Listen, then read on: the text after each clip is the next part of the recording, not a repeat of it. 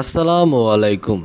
আজকে আমি আলোচনা করব পাসপোর্ট অফিসে আপনি যখন আবেদন ফাইলটা নিয়ে যাবেন তখন সর্বপ্রথম আপনার কী কাগজটা চেক করবে, অর্থাৎ কোন কাগজটাকে আপনার সর্বপ্রথম আপনার গুরুত্ব দিতে হবে।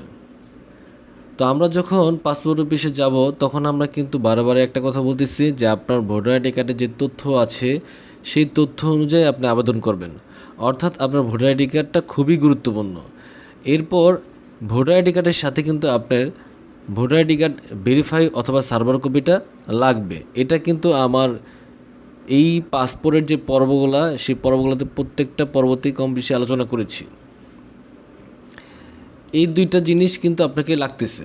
এখন এগুলো লাগার পরও তারা কিছু বিষয় আছে খুবই গুরুত্ব দেয়, সেটা হলো আপনি যে আবেদনটা করেছেন ফর্মটা, রেজিস্ট্রেশন ফর্ম, আবেদন ফর্ম, এই আবেদন ফর্মে আপনি তথ্যগুলো সঠিক দিয়েছেন কি না এটা পাসপোর্ট কর্তৃপক্ষ বা অফিসার চেকিং করবে। আপনার ঠিকানা ঠিক আছে কিনা, আপনার ওয়াইফের নাম ঠিক দিয়েছেন কিনা, আপনার এখানে বাবার নাম মার নাম এগুলো ঠিক দিয়েছেন কিনা, তাদের ভোটার আইডি কার্ড এন্ট্রি করেছেন কিনা, এগুলো সবগুলো চেক ইন করবে।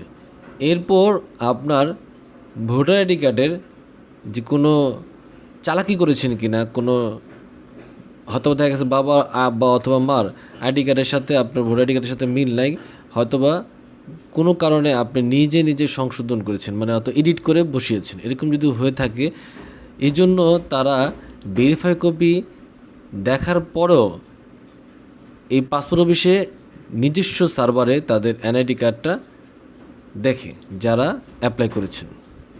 অর্থাৎ আপনি যদি কোনো চালাকি করেন তাহলে এখানে পার পাবেন না, উল্টা আপনি ফেসে যাবেন। অর্থাৎ যে কাগজগুলো আপনি দিবেন প্রত্যেকটা কাগজ যেন জেনুইন থাকে, কোনো চালাকি করা কোনো পন্থায় আপনি আগাবেন না। এই জন্য আমি আপনাদের আগে সতর্ক করলাম যে আপনার যে ভোটার আইডি কার্ডের ভেরিফাই কপি এইটা আপনি দেওয়ার পরও পাসপোর্ট অফিসে চেক ইন করবে যে আপনার ভোটার আইডি ভেরিফাই কপিটা ঠিক আছে কিনা।